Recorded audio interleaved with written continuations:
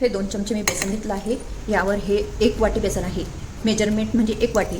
पोह्याचे 2 चमचे बेसन, 1 वाटी हे आणि 1 वाटी पाऊण वाटी आपल्याला पाणी घ्यायचं आहे. हे मिक्सरला फिरवून घेते मी. आणि हे मिरची आणि लसूण जिऱ्याची पेस्ट पण मी अशी मिक्सरला फिरवून घेते आणि मी तुम्हाला कढी कशी करायची ते बनवायला शिकवते. हा मी एक पॅन घेतला आहे. त्यामध्ये आता ऑइल टाकत आहे. हे थोडंसं ऑइल टाकून घेतलं आहे. आता हे ऑइल थोडंसं गरम झालं म्हणजे यावर मी अशी मोहरी टाकणार आहे. हे बघा, अशी मोहरी थोडीशी तडतडायला लागली म्हणजे थोडंसं जिरं टाकायचं आणि थोडंसं जिरं टाकल्यानंतर ही अशी कढीपत्त्याची पानं टाकायची.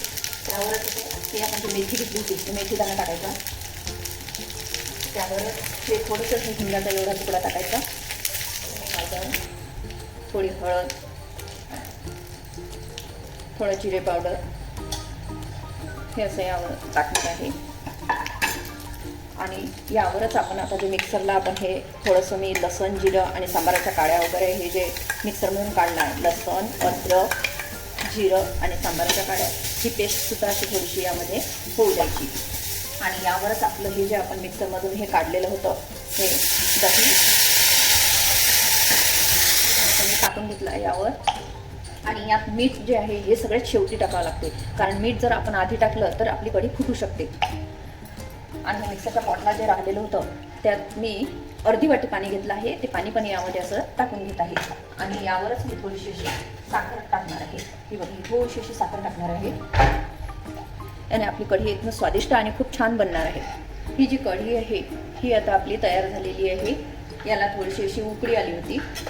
आता उकळी आल्यानंतर मी असं अंदाजे यात असं मीठ टाकते, कारण आपण आधी यात मीठ टाकलेलं नाही आहे.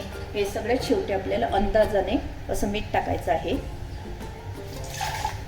आणि हे जे आहे हे आता आपण सर्विंग बाउलमध्ये काढून घेऊ. याला एक उकळी आलेली आहे. यावर अशी आपण कोथिंबीर पेरूया. ही जी कढी आहे ही मी एका सर्विंग बाउलमध्ये काढून घेत आहे. हे तुम्ही बघू शकता. हे जे माझं बोरोसिलचं एक भांडं आहे त्यामध्ये मी हे सर्व करण्यासाठी ठेवत आहे, कारण यामध्येच मला ओव्हनमध्ये गरम करायला ठेवता येईल. जर थंड झालं, कारण आता सध्या जेवणारे अवेलेबल नाही आहे माझी.